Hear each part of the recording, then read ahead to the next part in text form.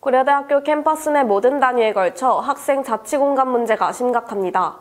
전반적인 현황과 여론에 대해 김혜진 기자가 취재했습니다.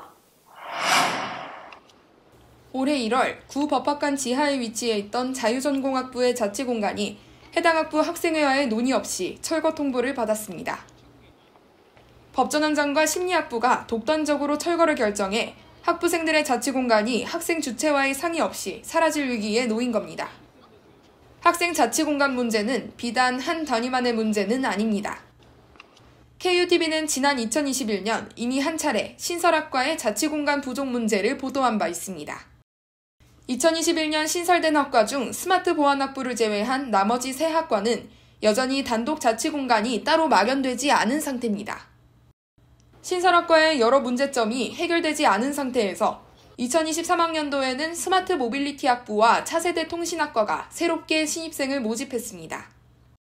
추가된 신규 학과들의 공간 또한 부족한 것이 아닌지 우려의 목소리가 나오고 있습니다. 기존 학과들도 자치 공간이 없어 불편함을 겪기는 마찬가지입니다. 생명과학부와 보건과학대학 소속 4개의 학부는 모두 작지 않은 규모의 단위인데 지난해까지도 별다른 자치 공간이 없어 하나과학관 지하 1층 공용 공간만을 임시로 사용했습니다. 다행히 생명과학부는 작년 하반기에 새 공간을 마련했고 보건과학대학 소속 4개 학부의 자치 공간 또한 2월 27일 공식적인 개소식이 있었습니다. 이처럼 건물 내 남는 공간이 있는 경우 자치 공간으로 배정받을 수 있지만 다른 건물들은 그렇지 못한 경우가 많습니다.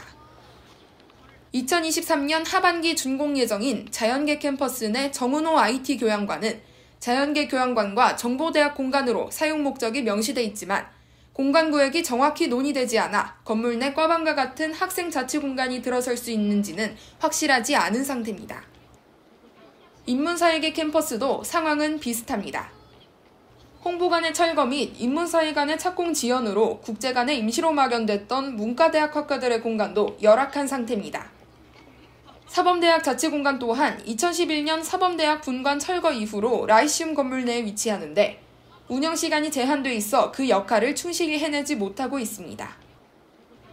사범대학 내에는 크고 작은 학생자치단체 31개가 존재하는데 이들 모두 적절한 공간이 없어 운영에 어려움을 겪고 있다고 지난 3일 해당 학생회에서 입장문을 발표하기도 했습니다.